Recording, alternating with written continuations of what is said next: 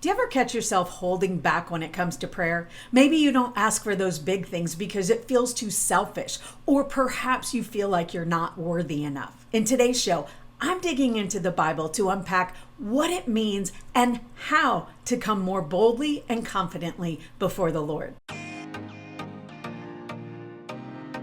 So I have a question for you. If you could ask anything from God, what would it be? Today I'm going to dive into one of the lesser known women of the Bible, Achsah. Though her story is short, it is so incredibly powerful when it comes to audacious prayers. My name is Tammy Rotzel from the website Footprints of Inspiration and a Faithful God podcast, where I teach women how to let go of that need for perfection in their faith walk so they can show up perfectly imperfect and create a deep and meaningful lifestyle of connection with God.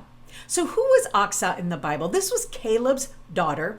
And this is at a time when, during the Promised Land era, right? And so Caleb actually says to his men, to the people, whoever conquers the specific piece of land, you can have my daughter's hand in marriage. And through Achsah's story, we see a woman who steps into her inheritance, not passively, but with confidence and boldness. Now, before we dig into her story a little bit more, we first have to understand the difference between bold prayers and being confident in prayer.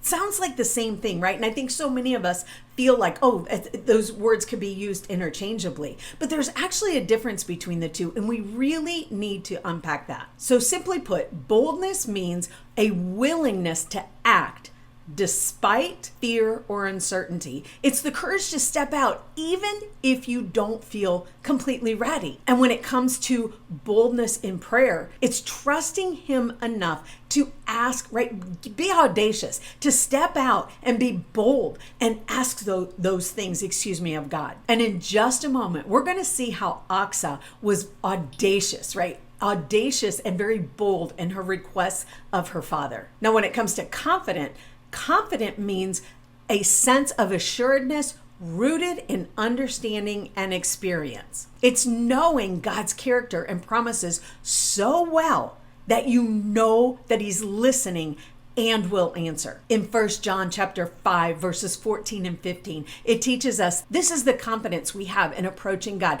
that if we ask anything according to His will, He hears us. And if we know that He hears us, whatever we ask, we know that we have what we asked of Him. So again, boldness is a willingness to act despite fear or uncertainty. And confidence is a sense of assuredness rooted in understanding and experience, rooted in God's promises, and that understanding of His character, of who He is, who we are, right? Who we are in light of Christ. So let's dig into the story of Achsah. Now you can find this story in Judges chapter 1, verses 12 through 16. Very short story. She's not mentioned much at all in the Bible, but it's a very, very powerful lesson that we can learn from her. So number one, her father says, you know what? Anyone who claims this territory, claims the territory of Keilah, I will give them my daughter's hand. You can marry my daughter, right? And I will give you this land. So a man named Othniel claims the land, takes Achsah as his wife, along with some territory, along with some land, right? The father, Caleb, gives them land. And so what Achsah sees is, okay, we've been given this land and I am so grateful for it. But she has the wisdom to see that this land has to be watered. That in order for their land to be productive, to produce fruit, right? To produce the things that it needs to produce for them, she needs more water, or this land needs water. And so what does she do? She boldly goes back to her father and asks for more. Oh, now as I was doing a lot of research on her story, I saw where there are a lot of people that actually, think of Achsah as, oh my gosh, selfish, because not only did her father give her this, now she's asking for more. But no, if you really take a look at her story, we see the wisdom that she has. Now, let me back up and go over some of these verses with you, read these verses to you. So in Judges chapter 1, verses 12 and 13, here's what we see. And Caleb said, I will give my daughter Achsah in marriage to the man who attacks and captures Kiriath Sefer. Excuse me, that's a tough one. Othniel, son of Kenaz, Caleb's younger brother, took it. So Caleb gave his daughter Achsah to him in marriage. So here she is, she has this. But again, they get this land, and she is wise enough to see that in order for this land to be productive, she has to ask for more. How many of you have felt selfish going to God and asking for more? Yeah, I've been there too. How many of you have felt unworthy to go to God and ask for more? Yeah, I've been there too. So when we go down just a little bit further, we see that Achsah goes back to her father, gets down off her donkey, which, by the way, that is in scripture, and that's important because that's a sign of respect. So as her father sees her coming, gets off her donkey, he asks her, what do you need? What is it that you want? And here's what she says in verse number 15. She replied, do me a special favor. Since you have given me land in the Negev, give me also springs of water. So Caleb gave her the upper and the lower springs. She went to the father, asked for more, and her father gave her even more than what she asked for. Now that is a powerful lesson, my friend. You see, because when we are walking in alignment with God, what does that mean? That means we are staying in communication with him through prayer, not just a prayer in the morning or a prayer at night, but actually creating that lifestyle of communication, that lifestyle of connection with God. When we are getting into the word on a regular basis, what that does is that aligns us with God's will. It demonstrates his character, and it also shows us that when we stay close to God and we are asking in a way that honors him, in a way that is aligned with his will, we can ask anything we want and God will give. Does that mean you're going to get it right away? Probably not. Likely not.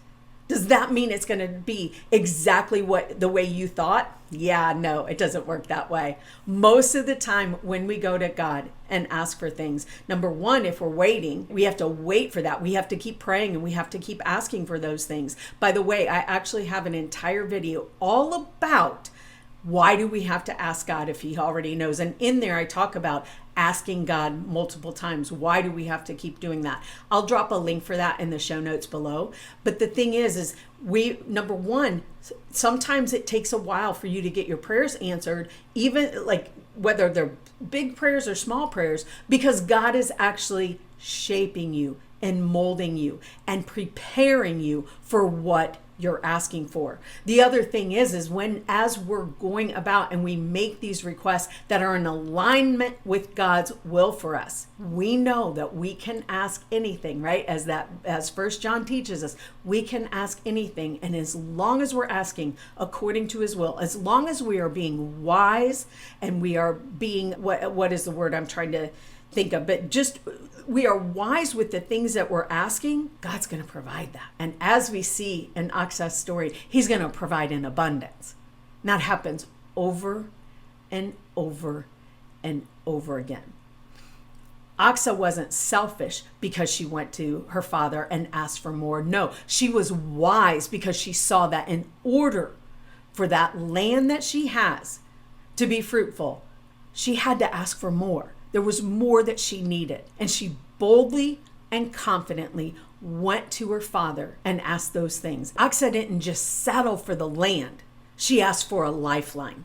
She asked for a lifeline so that her land could produce. She demonstrates that spiritual land without sustenance will not survive, nor will it thrive. Did you catch that? Spiritual land without sustenance will not survive or thrive.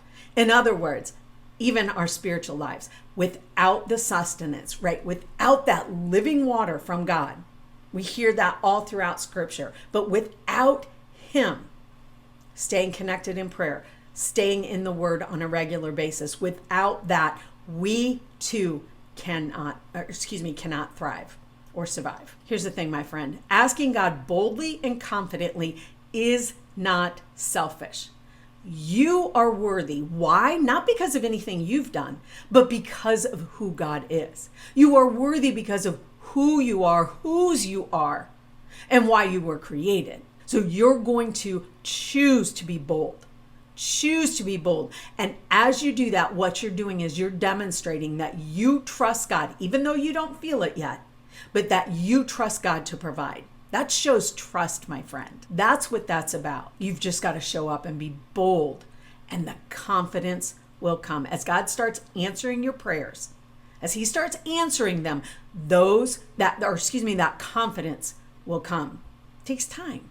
You'll become more and more confident as time goes on, as you choose to step out and boldly ask for those things. And here's the other thing you need to understand. The more you grow in confidence, the bolder your prayers will become. So what can you pray in these moments? How can you learn to come before God boldly and learn to have that confidence in him? You just pray a simple prayer. It doesn't have to be formal words. It doesn't have to be like a formal setting. Just start asking him. You could pray something as simple as, Lord, align my thoughts, my words, and my actions so that they align with your will as I learn to pray with boldness. Give me the courage to pray with boldness as I learn to be confident in who you are, as you learn to be confident in who God is. Remember, this confidence isn't in ourselves. This confidence is in the God, is in our Creator. That's where our confidence lies. If we try to be confident in ourselves, that's going to go out the window.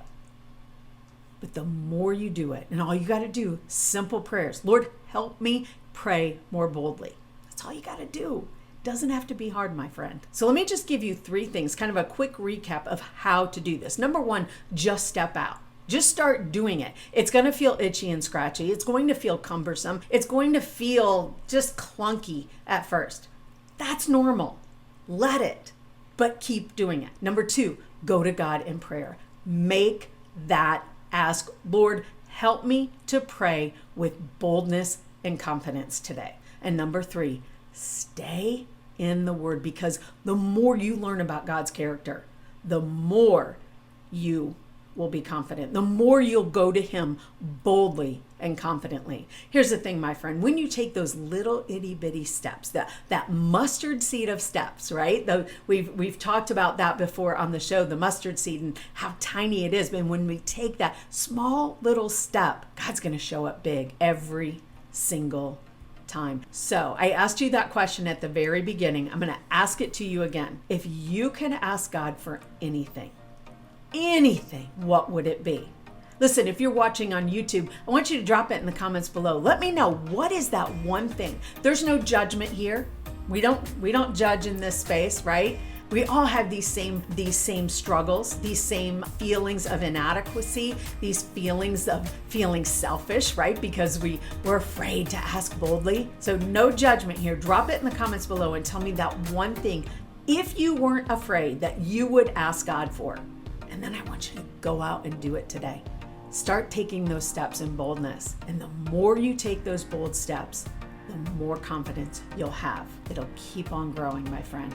So listen, I pray this blessed you today. And I know that fear is at the root of praying these bold prayers. So I'm actually going to put a video up on the screen right now. If you are watching on YouTube, I will also put it in the links below, in the show notes below for you. But I've got an entire video on how to overcome fear in the Bible. So I will put that again in the show notes for you below, or if you're watching on YouTube, I'll put it up on the screen for you right now. And then, my friend, I will meet you back here in the next episode.